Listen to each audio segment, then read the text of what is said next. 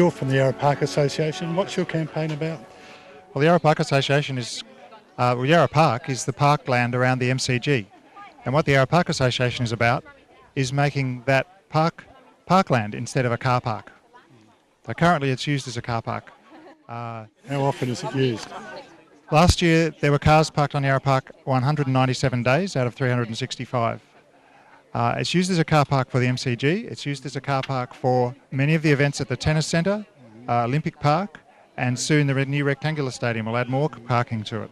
And what's the government's view about this car park? Well, the government is the cause of it. It's the government which has decided to use the park as a car park, and it's the government that's prevented Melbourne City Council from doing what they wanted to do, which is to return it to parkland. So I understand the government wants to change the law in a couple of weeks? Yes, there's a bill before Parliament now which is going to transfer control of the park to with the Melbourne Cricket Ground Trust, and then they will in turn give it to the Melbourne Cricket Club to run the park.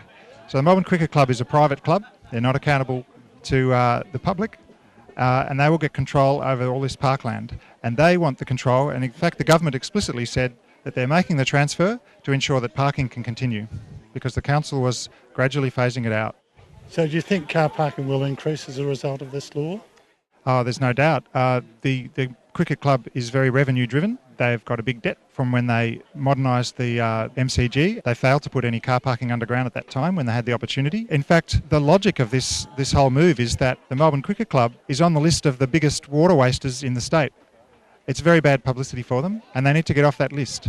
And to do that, they want to mine water from the sewer and use that water for the MCG.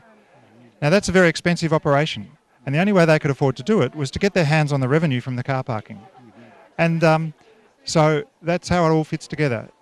They've already announced they're going to increase the price of the parking there, which is so hypocritical when they actually held up the last increase. They told the state government not to let the council increase the price. So what sort of support have you got for your campaign? Oh, there's tremendous support amongst the local community because people who live here just suffer from every aspect of the car parking. Everything from the congestion on the roads, the loss of their park,